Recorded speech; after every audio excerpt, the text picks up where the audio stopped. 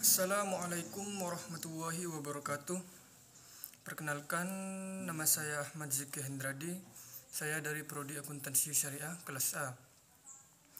Di sini saya akan menjelaskan tentang materi usul fikih tentang pengertian kias. Secara etimologis, kata kias berarti yang artinya mengukur, membandingkan suatu dengan yang semisalnya.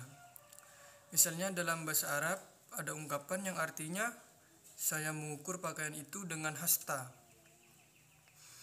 Sementara pengertian kias menurut istilah hukum terdapat beberapa definisi yang saling berdekatan artinya.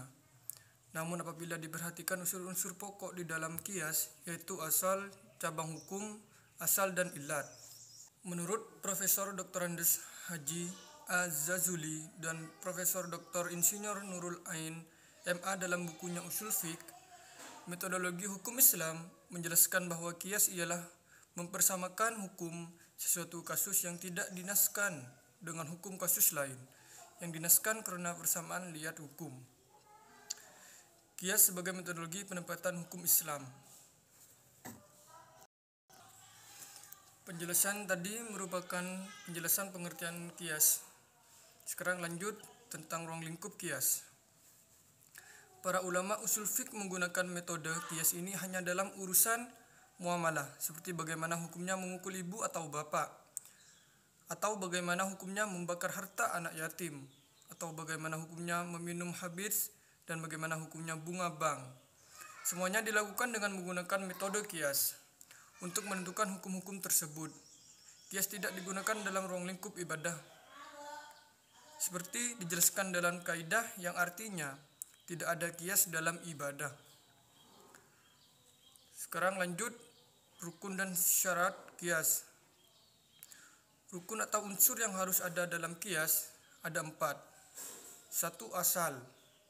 Asal yaitu sesuatu yang dinaskan hukumnya yang menjadi ukuran atau tempat menyempurnakan atau mengkiaskan. Di dalam istilah usul disebut asal. 2. Far'u. Far'u atau cabang yaitu sesuatu yang tidak dinaskan hukumnya yang diserupakan atau dikias.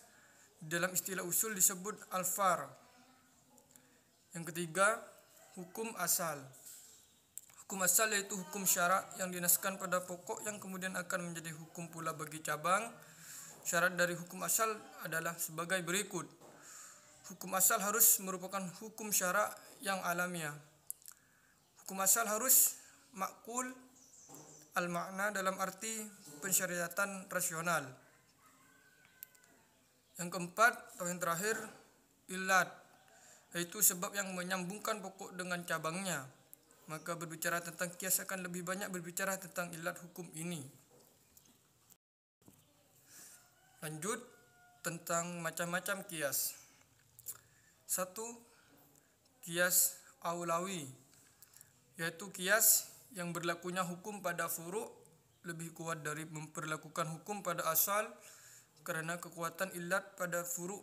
Contoh, mengkiaskan kasus pacaran yang tidak ada nasnya dengan mendekati perbuatan zina yang ada nasnya pada ayat wala taqrabuz zina, sebagaimana firman Allah yang artinya dan janganlah kamu mendekati zina, sesungguhnya zina itu adalah suatu perbuatan yang keji dan suatu jalan yang buruk. Terus kias musawi, yaitu kias yang kekuatan hukum pada furu' sama dengan kekuatan hukum pada asal dikarenakan kekuatan illatnya sama. Contoh, mengkiaskan membakar harta anak yatim dengan memakannya dengan tidak sepatutnya dalam hal sama keharamannya.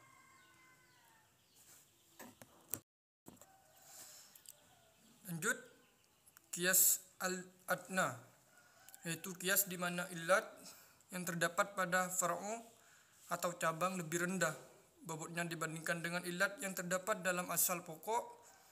Misalnya sifat yang memabukkan yang ada dalam minuman keras bir, umpamanya lebih rendah dari sifat memabukkan yang terdapat pada minuman keras khamar yang diharamkan dalam Al-Quran surat Al-Maidah ayat 90.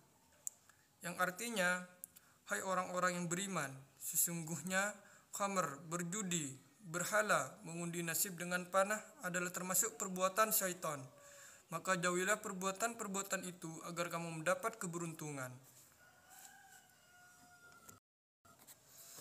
Yang terakhir dari penjelasan saya, para ulama usul fiqh sepakat menyatakan bahwa proses penempatan hukum melalui qiyas bukanlah berarti menetapkan hukum dari awal, melainkan hanya menyingkap dan menjelaskan hukumnya yang ada pada suatu kasus yang belum jelas.